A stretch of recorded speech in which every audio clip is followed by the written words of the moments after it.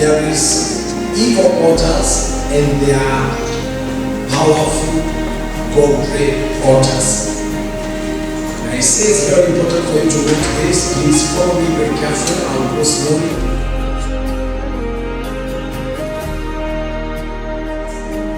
Those who go to evil altars, those who connect to the evil altars, they are preserved by those altars. They are given some precautions, they are given some demands, and that altar will serve them effectively. Because anywhere there is an altar, there is a God behind it. Any altar, there is a God behind it. Now, evil altars, their gods are our enemy called Satan and the devil, Lucifer. And he serves with his angels, those are demons. So they serve those altars. And they make things, they fulfill the purposes of those altars. But on the other hand, we have altars that are godly, that are beautiful altars, that from the Bible, you realize that they have served the men of God and their families and their generations, their cities, their lands.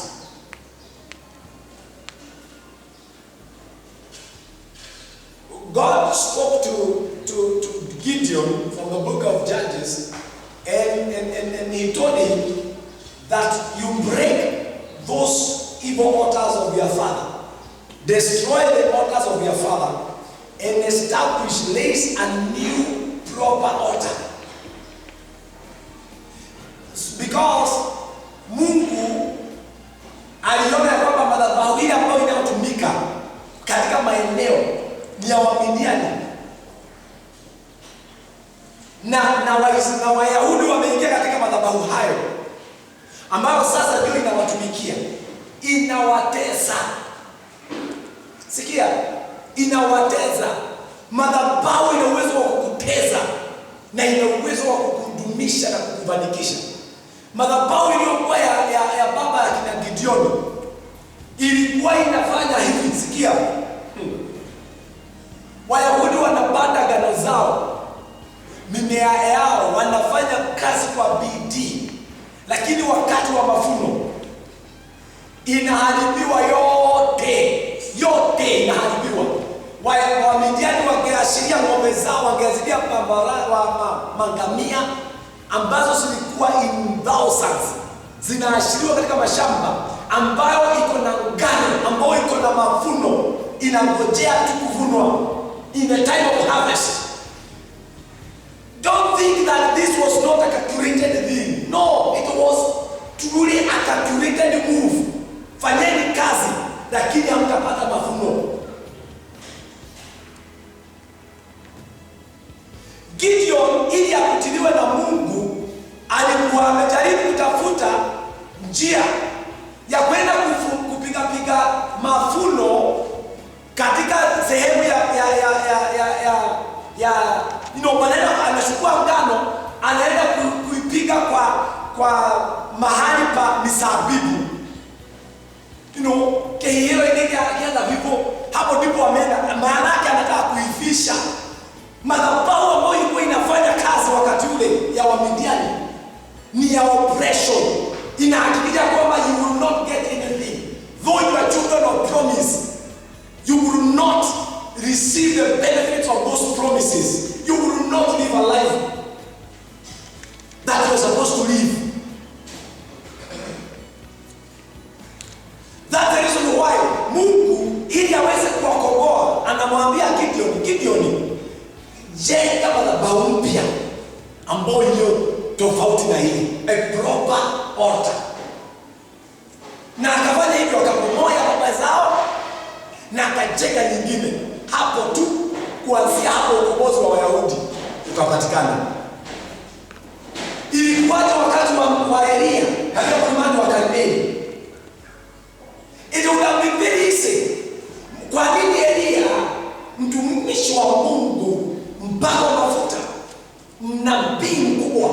He is called a prophet of fire. And again, walipokutana na Ahab, akamwambia hivi, ninasema mvua itanyesha leo jioni, itanyesha. Na aende mlimani akaombe. Lakini alimwambia Ahab, sikia, tukutane mlimani Karmeli. Njoo na makuhani wa miungu hao ambao unatumikia, wanaitwa miungu ya Baali. Tukutane pale mlimani. Walipoenda mlimani Karmeli, Bible inasema akawaambia hivi, now let's establish altar. Nyinyi chukueni huyu dume na mtengeneze madhabahu yenu na mweke. What Elijah was saying is that let us see which is the powerful altar. Because behind every altar, behind it, there is a God. Let's see who is this God who serves which altar. Praise the name of Jesus. Are we together, church? Are you following me? Na katika mlimani huo wa Karmeli, mpaka Elia akiwa amekaa hapo akamwambia anzeni, nini ndio mtaanza? I give you the first preference. Chukueni mavazi, wekeni dume wenu. Alafu anawakejeli, anawaambia iteni Mungu wenu, iteni Mungu wenu. Muiteni. Pengine amelala. Maana hapa, it is a praise of manifestation.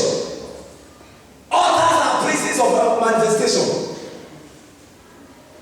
Are you hearing me? Yes. Altars are praises of manifestation. We want to know who is the true God.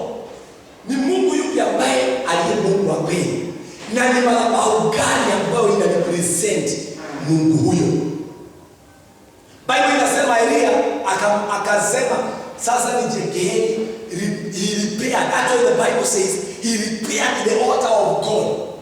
Maana madhabahu hiyo ya Karmeli haikuwa ya kwanza mahali katika huo mlima.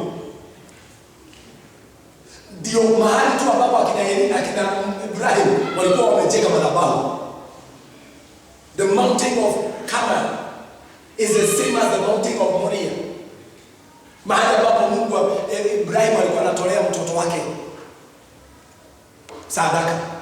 So ilikuwa imevunjika, imeharibikana. Bible inasema kwamba he said, let's build. He repaired. Akaweka mawe 12 kumaanisha kwamba it is covering the whole house of Israel, the 12 tribes. Altar serves people. It is a place of contact. It's a place mahali ambapo tuna uwezo wa kujua who God is. And each one of us is called to have altar. And you understand this. Ukielewa mambo hayo, you will live in accordance to the demands of the altars that you serve. Praise the Lord. Bwana Yesu asifiwe. Watu wa Mungu walijenga madhabahu hapo Bereni. They used altars because they understood these principles. When you understand these principles, we will look at them, those brethren, men of God, about Bible inasema ya kwamba katika imani tunapata kuwafuata. We need to imitate those through faith receive what has been promised.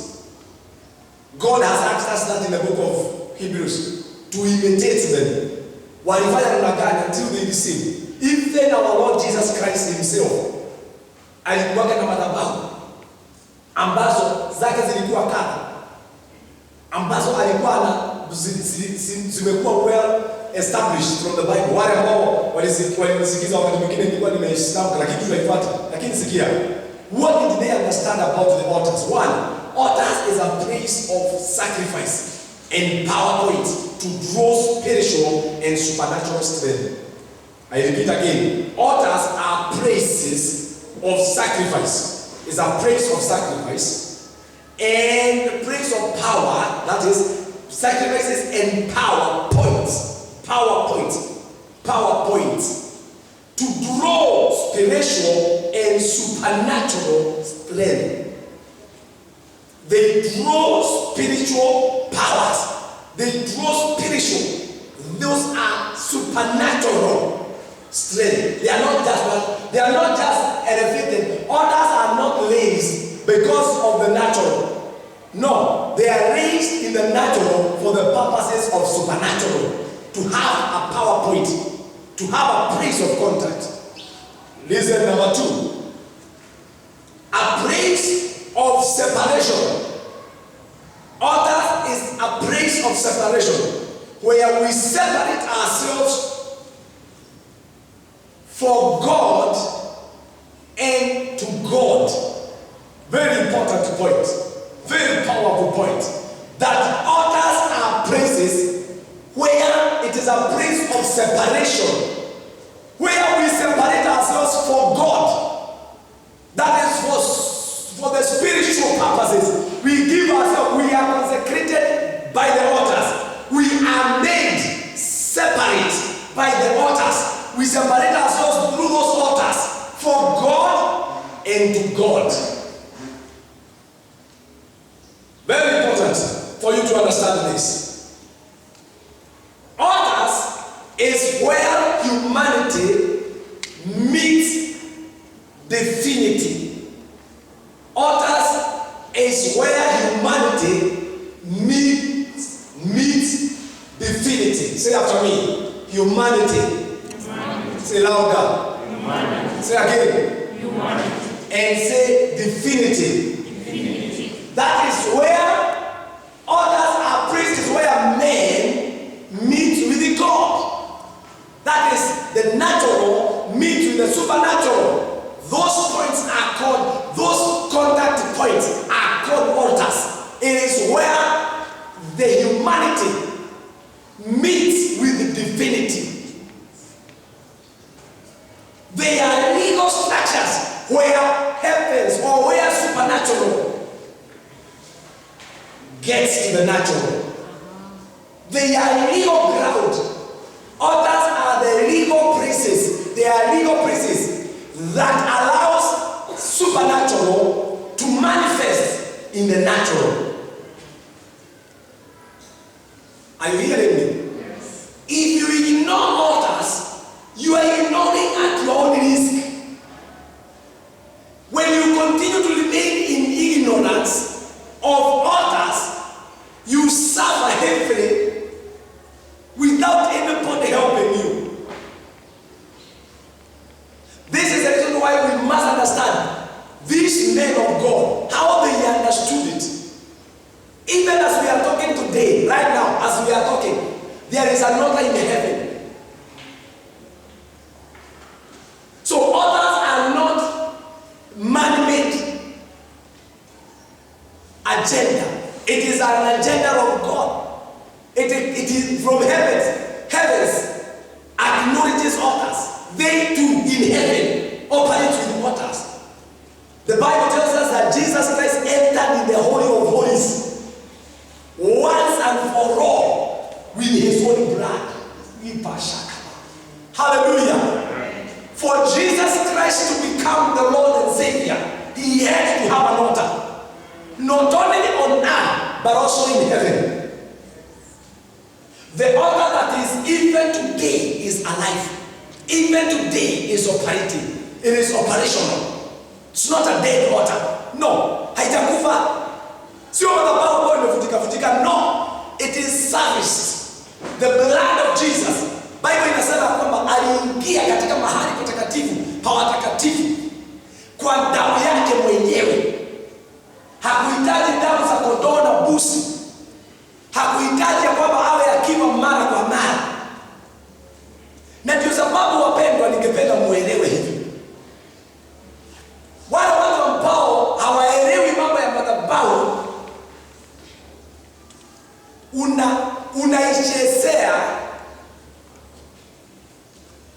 unaishi maisha ambayo haufai kuishi. Let me make this clear. You are either served by a evil altar or a godly altar. Period. Hakuna mahali katikati kama hapa barabara hii tunasema uko kwa hii kiti sasa hapo hata hapo unaweza kaa. Ni kweli? Ni kweli ama si kweli? Hata hapo katikati unaweza fanya nini?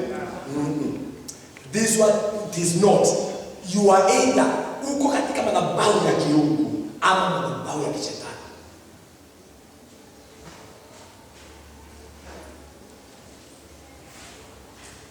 They understood, walijua hawa wapendwa, watumishi wa Mungu hawa walijua that these altars are places, mahali ambapo men are changed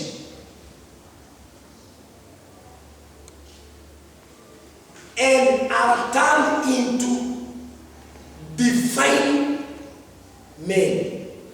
That's very powerful. If you are writing, you can write. Altars are places where men are changed. Altars are places where men are shaped into divine men. What does that one mean? Ati madhabahu ni mahali ambapo watu wanageuzwa, wanakuwa na uungu, wanakuwa na mahali, wanakuwa na kiungu ndani yao. They become natural, supernatural people. Altars, they are priests of change. Altars are places of change where men are changed into divine beings. That where ambapo tuna uwezo wa kufanya mambo sisi ni wanadamu, lakini kwa sababu ya madhabahu tuna carry ability ya kiungu. Hiyo ni kumaanisha tuna uwezo wa kufanya mambo mengine ambao Mungu ni yeye mwenyewe tu ana uwezo wa kufanya. Mwanzo ya 10. Amen. Are we hearing? Yes, it is only God who is supposed to do them. But because of an altar that God is there, He changes men into His being, into a natural being, into a supernatural being. We are able to do the impossible. We bring possibilities to the places of impossibilities. That is governed, determined by the altar and the God of that altar. That's the reason why Abraham, Isaac, Jacob, all the descendants of Abraham, they understood this. They established altars. Waliweka madhabahu serious altars ambao wangewatumikia. Why? They knew that this is a place of change. This is a place of change.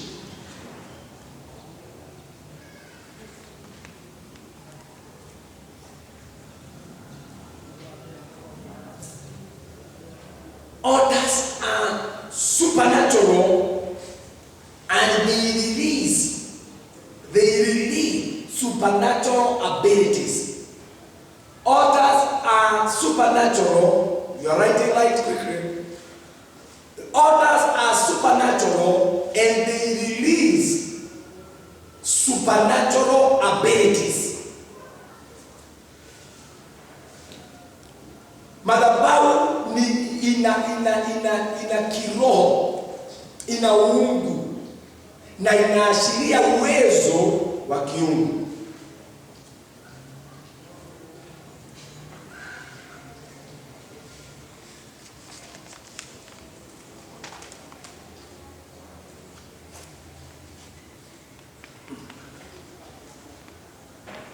God in the altars, an altar, God mans it. Altars are places where God mans. Yani Mungu anaitawala. He leads, He mans, anairida. Altars are governed by God. When we lift an altar of God and by the name of the Lord, these altars are manned now by God. Zinalindwa na Mungu. Very key point. Altars changes stories. Hallelujah. When Hannah visited an altar in Shiloh, her story changed. Hey, Baba is asifiwe. Say after me, altar changes story. Altar changes story. Say. Altar changes story. Say the altar will change my story. The altar will change my story. Say again. The altar will change my story. Say it like you believe it. The altar will change my story. Amen. Hallelujah. Amen. You come weak, you go home strong. Yes. You come devastated, you go refreshed. Amen. You come helpless, you go with the strength. Amen. Praise the name of Jesus. Altars are places where stories are changed. Would not have had so powerful about Abraham until the man established an altar. And the story of Abraham changed completely. Praise the Lord. Amen. Altars changes the story. And I pray today in the name of Jesus. May the altar of God that you serve change your story in Jesus' name. Hallelujah. Amen.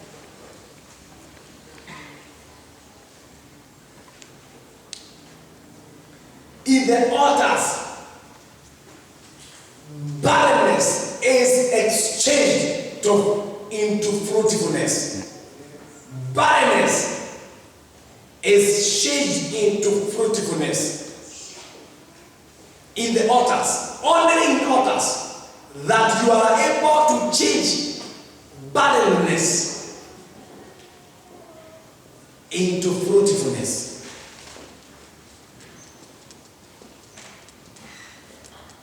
If you read from the book of Luke chapter 1 verses 5 up to verses 20. Luke chapter 1 verses 5 to 20. You hear about the story of a woman and her husband, Zechariah. Elizabeth and Zechariah. You will read by your time. It's very important. Lie down, you go and lead, please. Don't just lead light. Go and lead. Others have power to change situations of men. 1 Samuel chapter 1 verses 9 to 18 is a story of Hannah. We understand it very well. 1 Samuel chapter 1 verses 9 to 18. Mtu akifika kwa madhabahu lazima maisha yake yapewe sura mpya. Lazima. You cannot join and you cannot come to an altar and then you remain the same. It is not possible. Altars have power to give birth to miracles. Right? Altars has power to give birth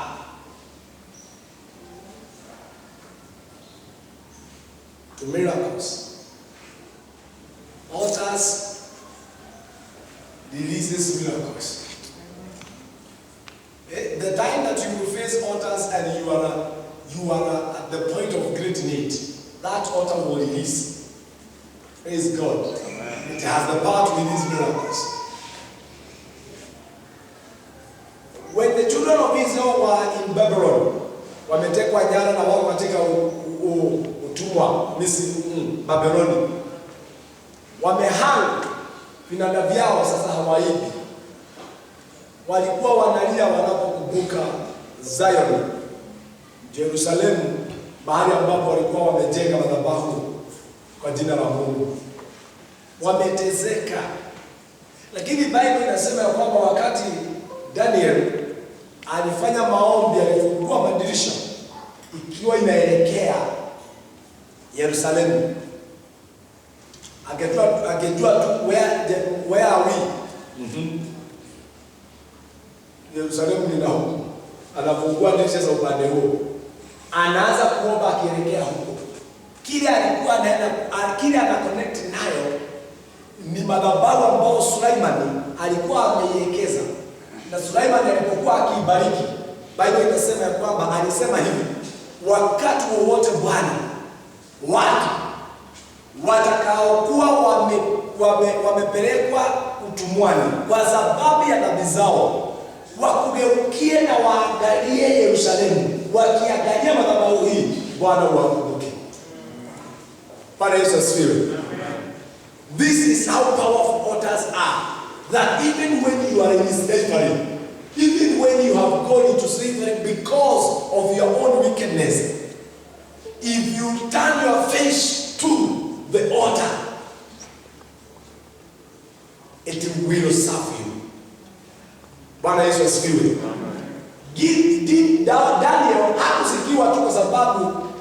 uhaki wake. Hapana, lakini alishikwa kwa sababu ya connection na madhabahu ya Yerusalemu. Bwana Yesu asifiwe. Mnanisikia? Are you hearing me? Let's read this scripture ili uweze kuelewa. Katika kitabu cha Wafalme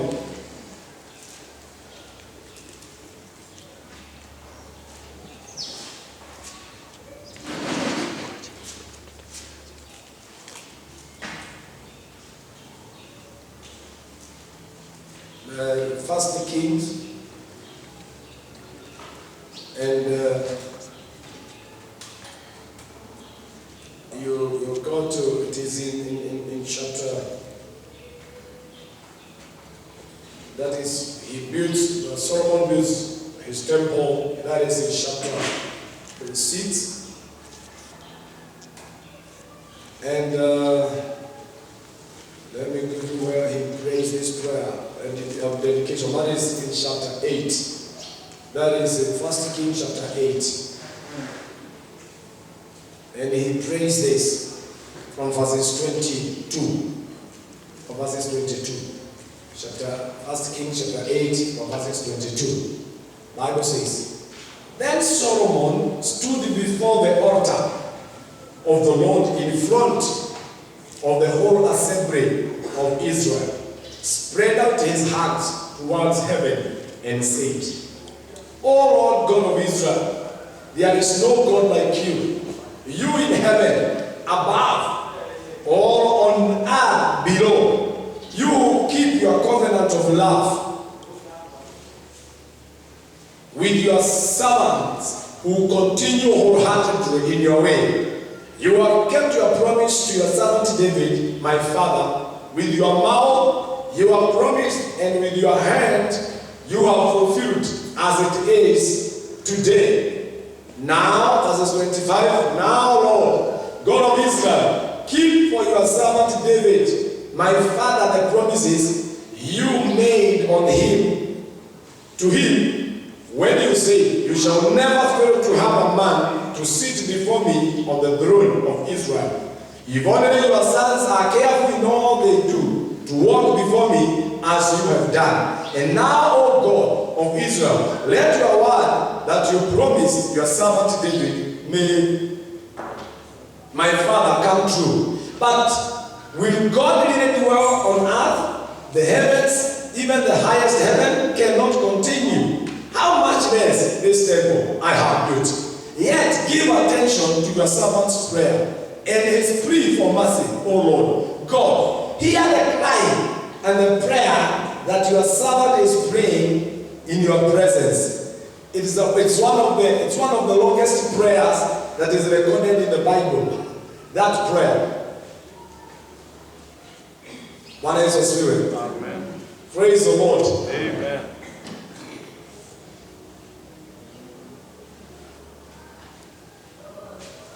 If you go to verses, let me speak in the bit kidogo. When verses 31, when a man wrongs his neighbor and is required to take an oath, and he comes and swear the oath before your altar in this temple, he then hear from heaven and act. Bwana Yesu asifiwe. Hear in heaven and do what? And act. That verses 33. When your people Israel have been defeated by an enemy, because they have sinned against you, and when they turn back to you and confess your name, praying and making supplication to you in this temple, then hear from heaven and forgive the sin of your people Israel, and bring them back to the land you gave to their forefathers.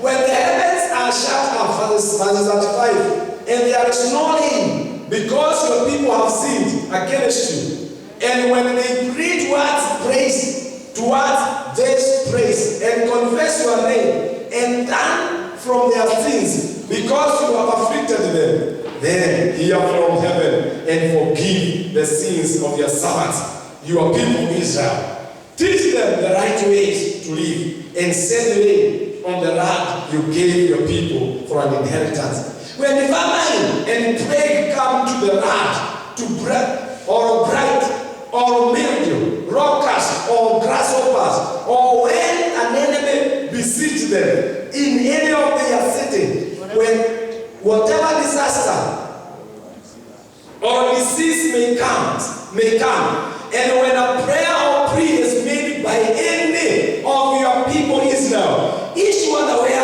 of the affliction of his own heart, and spread out his hands towards this temple, then hear from heaven your dwelling praise. Praise the name of Jesus. Amen. Are you hearing me?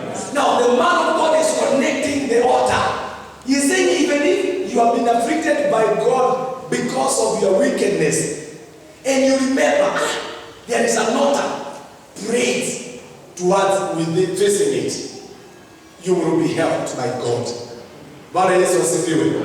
This is how powerful altars are. They finish the pains of men. Altars are places where afflictions are terminated.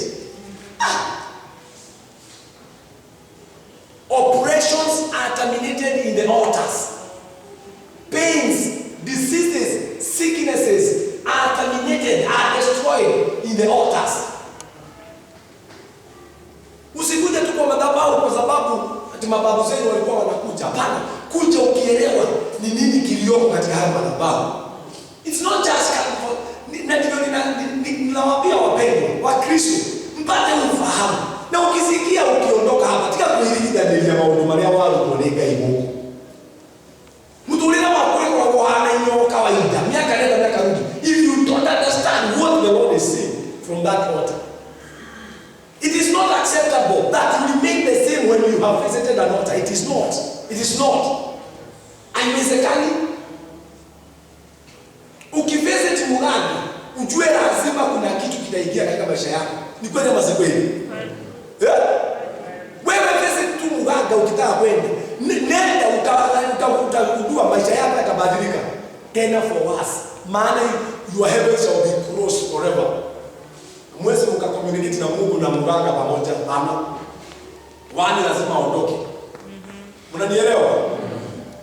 Then when you come to the Lord and you come to the altar of God, then nguvu zote za kiuganga na za kishetani na za mapepo inafaa kuisha. Communication zote za kishetani inafaa kuisha, because you have the right commanding power ya ku receive what heavens are saying. Mwana ni roho osho. Don't take this praise just for granted. Usichukue hii mahali tupakuja kumalizia wakati ama kukuja kumaliza siku na wiki. No, this is a place whereby these men of God, akina Solomon, waliomba, they are praying for the altar. Ati ya kwamba mtu, hata imagine hata kama mtu ati amekosea mtu mwingine na huko, akipie na aombe msamaha na aseme gai ni daera nikuonete heti no ni doka kwa gona ile johera kiogona au aho ya mohera akohero na yuka mwiko. That is exactly how it is. That is exactly how powerful it is. When you come here, expect to receive from God. These are not marketplace. This is not an entertainment club. This is not a platform. It is an altar. Somebody say altar. Altar. Say again altar. Altar. And when we command you as you go out, go to your house and establish another altar. That looks like this one, whereby you will do things that are spiritual. Utafanya mambo ambayo yaliyo ya kiroho.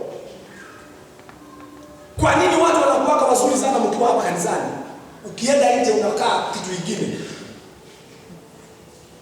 It is because hata ile madhabahu unainua kwako kwa nyumba ama kwa kazi zako, you don't honor them. Hauheshimu, hauoni Mungu hapo. Unaona nguvu zako tu. Unaona uwezo wako tu. You need to make sure. Abraham aliestablish madhabahu kama manne, 4 altars. Nilikuwa nimeambia wasee, Abraham aliestablish 4 altars. One of them was altar of praise. Aliinua madhabahu ya kusifu, kumwabudu Mungu. Bwana Yesu asifiwe. Alipotokewa na Mungu tu, amseme amen. Amen. Semeni vizuri amen. Amen.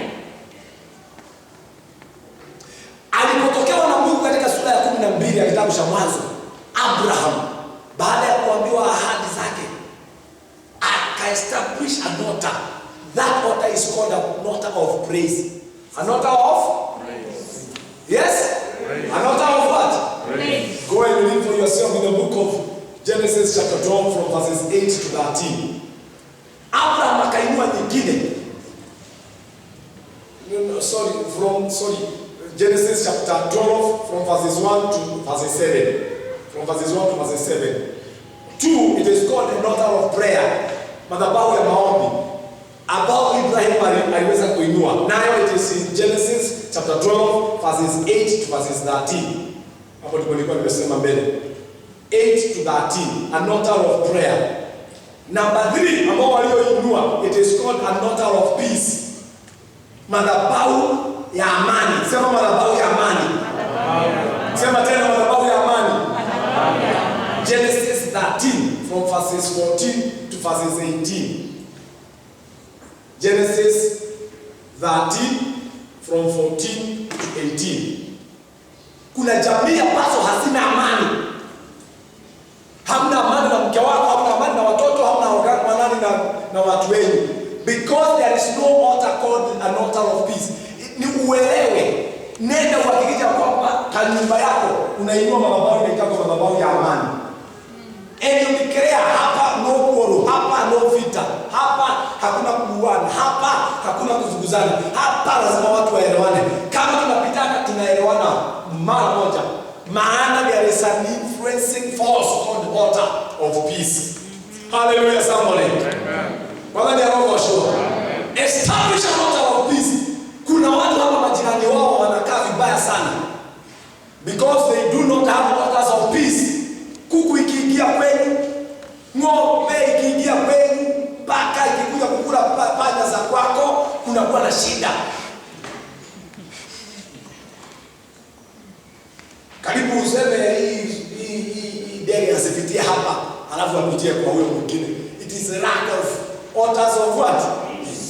Unatafuta tu mambo ya kupigana, lazima uwe mkali, lazima uwe mkali, lazima uwe mgumu. Iko chodhero wa maneno.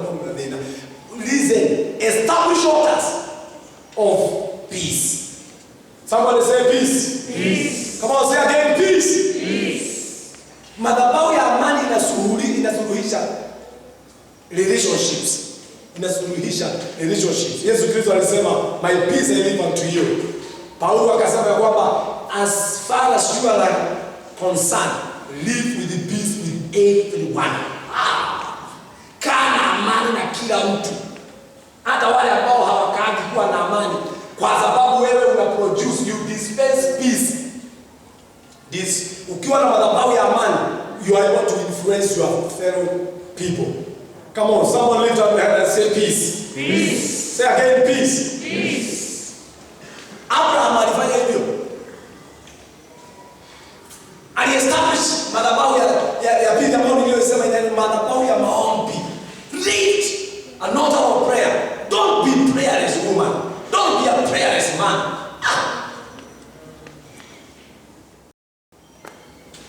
Kuna shida sana ya Wakristo. Unalala wewe. Kwa sababu hakuna madhabahu ya maombi ambayo inahitaji. Kwako hakuna madhabahu ya maombi. Na kama iko ile nabii unatoa ya maombi ni kidogo sana. Na nyingi ni ya kura. Madhabahu ya maombi ya kura. God bless this food. Ile tunaambia watoto wa class 1 kila wakati wanaomba kwa staili moja wote. God bless this food. God bless this food. As we eat it. Bless our teacher. Wanabarikika kwa wazazi wao, watoto wao, walimu wao na watu wa chakula. Bless our teacher. Na wanasahau ya kwamba hawaendi nyumbani from now as we go home. Na wako home. Hiyo ndio madhabahu ya mtu wa Mungu. Ukaona mtu ambaye hajui kuomba ni mtu ambaye hana madhabahu ya maombi. Madhabahu ya maombi ina produce nguvu za kuomba. Na maombi hapo ndipo tunafanya transactions za kiungu. Sema transactions za kiungu. We dialogue with heaven. We dialogue with heaven. Nilikuwa na kilio kikubwa sana, na ninajua tu sio mimi tu ninaomba katika taifa hili. But I said, oh God, this cannot continue, oh God. Tia kwa watu wanatuma kumina hilo. Tuikeka udukagiona bia mwana ndio wao ya baito. Kai goma yako ona itukite gayati. De hota kuigua mahoya mano wakai. Ginya kwa baraka kwa mahoya tukehiga hiyo. Digigwe kana. No irani mambo ya kuraga na bana. Ni yesterday I was so excited when I saw it. Tia kwa bwana wamekuwa tu wangu. From 10 na kitu. So don't you see that this is the hand of God? Yeah? Yeah? Ulipoona uliofanya nini? You know the devil may try to drift us from our responsibility na tunaanza kusema ni serikali tu. No, it's not about serikali tu. Let's take hata kama serikali, we can control it. Mimi ninasema we can control serikali. Kama nani alikontrol akiwa peke yake? Elijah alikontrol akiwa peke yake. Na sisi hii watu wote wa Mungu wameoshwa kwa damu ya Yesu Kristo. Hata nani hapo ameoshwa kwa damu ya Yesu? Elijah hapo ameoshwa kwa damu ya Yesu. Sisi tumeoshwa kwa damu ya Yesu. Na hatuwezi kucontrol. It's some things that we don't understand. Are we hearing me? Yes. We must rise up prayer. Lift up an altar of prayer. Be serious with it. Commit yourself. Declare things must change. Things must change. Whether they like it or not, they must change. Yesterday I was learning about the issues of curses and about the issues of blessings. And I got something that was very profound in my life. What is blessing or what is a curse? A curse is that is this. All forces that controls heavens and the earth and the earth working against you. A curse is in the force that combines itself to make sure you will not succeed. A curse, it removes anything that is good. It blocks everything. Forces gather together. Nguvu zinaungana pamoja. Yani za mbingu, za dunia na hapa chini na hata ulimwengu ya dunia. Yani zinaungana zinasema huyu asifaulu. That is what we call a curse. In other words, you are kept far from anything that is called good. Are you hearing me? Ni mraibu. A curse, kulaaniwa. Ukilaniwa venye ukisikia, wacha nikwambie. Yesu alipolaani mtu, ulifanyika namna gani? Ulifanyika namna gani? Alipolaani ulikauka. Umesoma Bible nini? Ulifanya nini huo mti? Ulifanya nini huo mti ambao Yesu Kristo alilaani? That's the point. Thank you very much. Ulikauka kutoka kwa mizizi. Kumaanisha namna gani? Anga zilikubaliana na hata nchi ikakubaliana. What kept the tree ilikubaliana moja tuondoe our support. The master have said.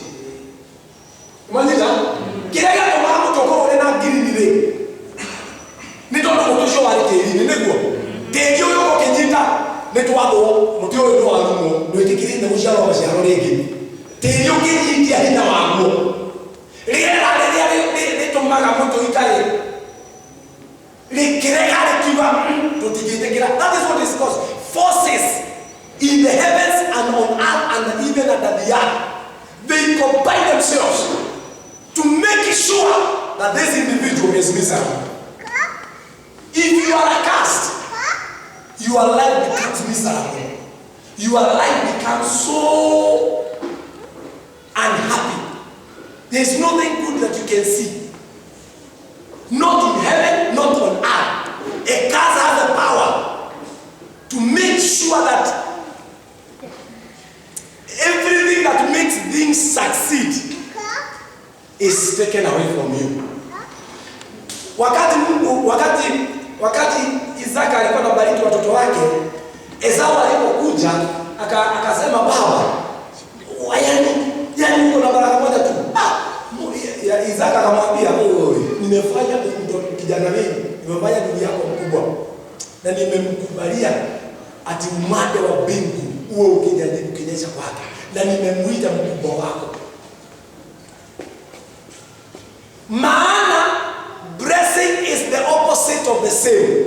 Wakati ambapo tunasema umbarikiwe, we are saying that we are combining all the forces in heaven, on earth, and at the earth, combine their strength to make sure that this individual ambao amemechua hapa amepata mema.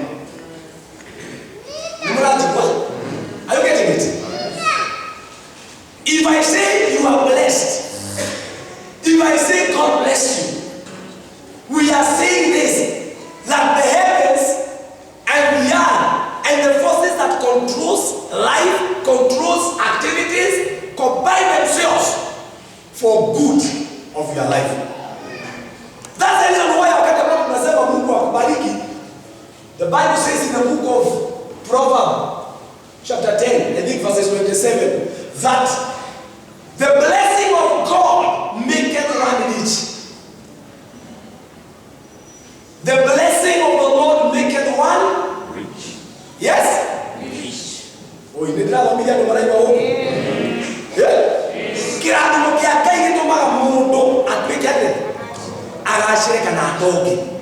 But look here, it is a blessing. So what is it? When I say you are blessed by God, when you say you are blessed of God, the forces of the earth, the forces of the heavens, they combine themselves to make you succeed. If you realize you are not succeeding, then you should not underestimate the power and the forces of curses. Because the blessings should attract the forces to make you succeed. They fight to make you succeed. They combine their help. Chinita na gero ko ni gero ngina be. Ngeda washi kila demo kia gai. Hallelujah. Amen. Hallelujah. Amen. Niliona Bible inasema ati if God blesses you, you will inherit the earth. Nilipoona hivyo katika kitabu cha Saburi, that is Psalms 37. When I saw it and I said, wow, this is powerful. What does that mean? That the blessing of God, those who have been blessed by the Lord, will inherit the earth. That says, kama uko na baraka ya Mungu, kuinherit the earth si kumaanisha kwamba liki yote ni yako. Si kumaanisha kwamba Kenya yote ni yako ama Afrika yote ni yako. Lakini mema yote ya liki, ya Nanyuki, ya Laikipia, ya Kenya, ya Afrika inakuelekea. The earth itself, ina maana you have been given the power to inherit, then the good that is in that land becomes your portion.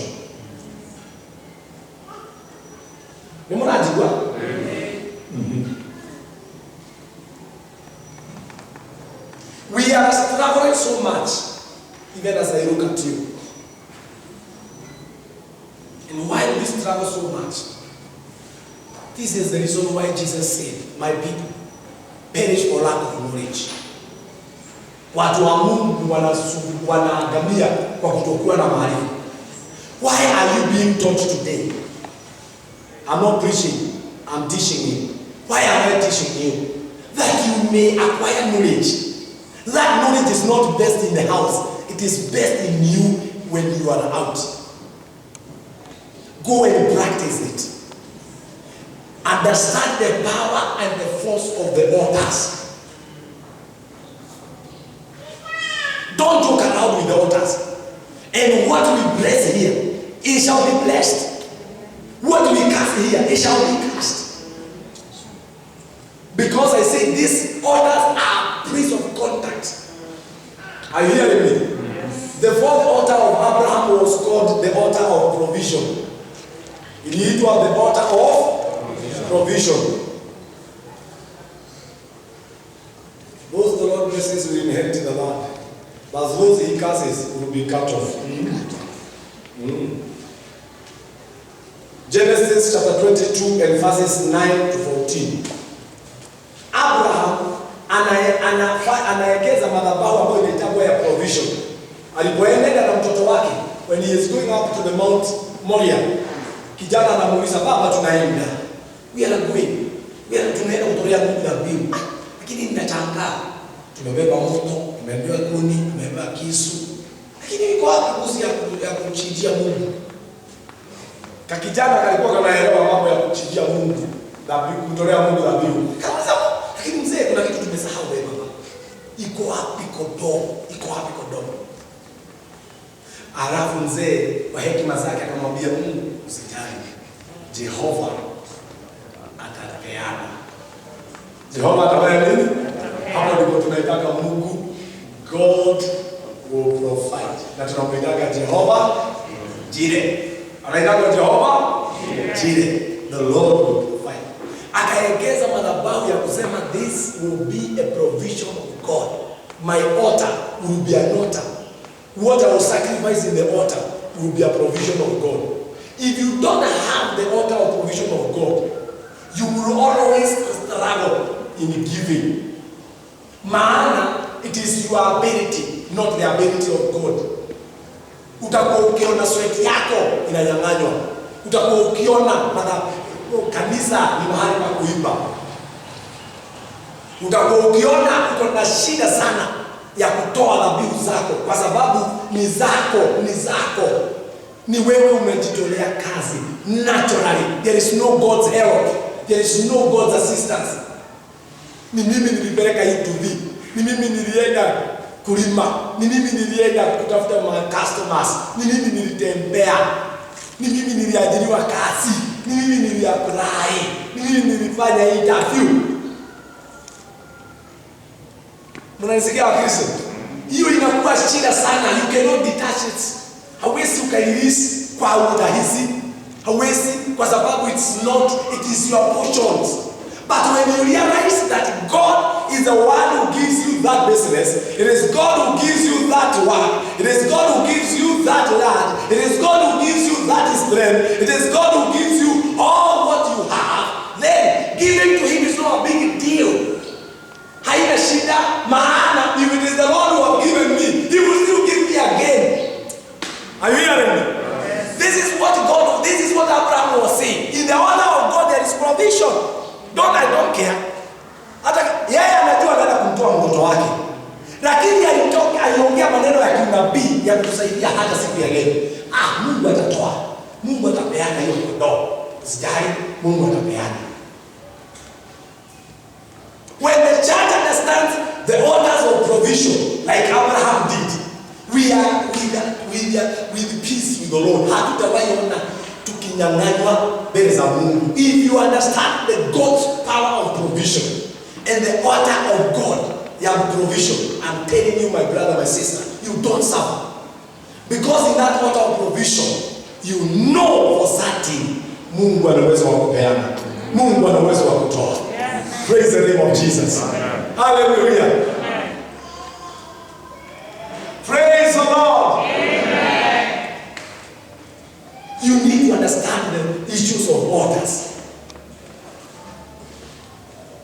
Can you write quickly these ones as I finish? Orders are praises of ascending and descending of angels. Madhabahu ni mahali pa kupanda na kushuka kwa malaika. A praise of descending and ascending and descending. Genesis chapter 28 verses 10 to verses 19.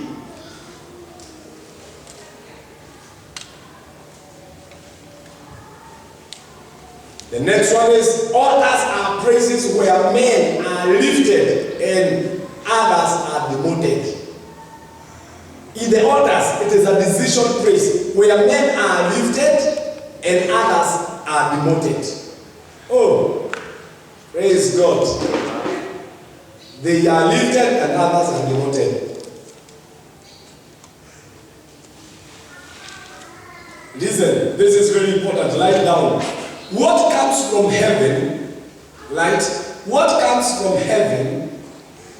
What comes from heaven to earth is provoked by what leaves the earth through the altar. I am not sick. What comes from heaven? What comes from heaven to earth? Are you there? Tuko pamoja mpaka hapo? Is provoked. Is provoked by what leaves the earth through the altars.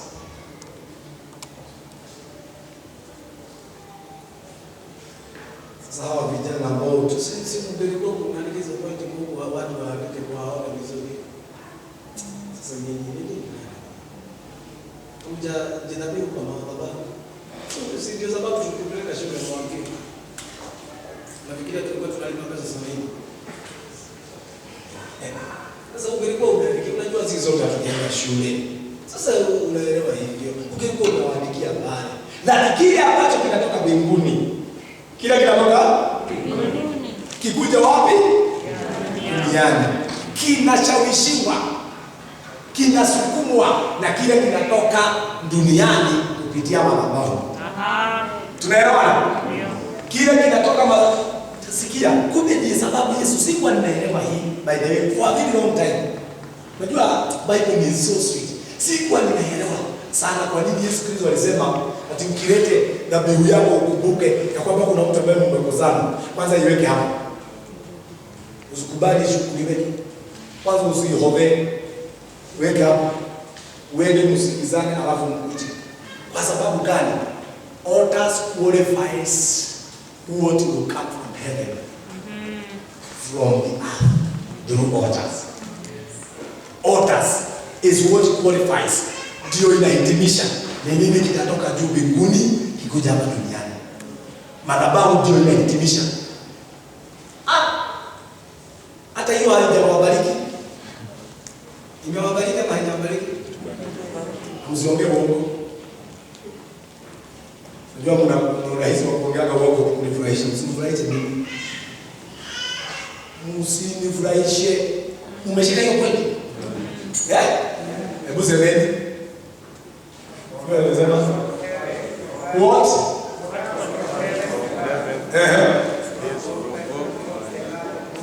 Is provoked by what?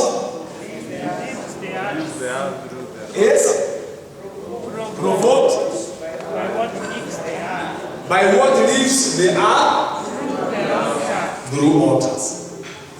There is nothing. Heavens cannot operate on earth without an altar. It is not possible. And if the heavens will agree to come on earth, it must have an altar that has been established. And not that altar that has been established, it's what qualifies the heavens to come down and fulfill it. It's a meeting place. May the Lord bless you. Amen. I declare by the word of the Lord, I have spoken about the blessings and the curses. If there be any curse in your life, any part of your life that you realize there is a curse that has been held your progress, that has been your success, your growth, your health, today by the word of the Lord and the Spirit of the living God, I cancel it in Jesus' name. I declare any form of curse to come to an end over your life. Hallelujah. He is my light, my strength. If there be any curse in your family, I decree and declare that it comes to an end in Jesus' name. Solid ground, firm through Hallelujah. the and storm.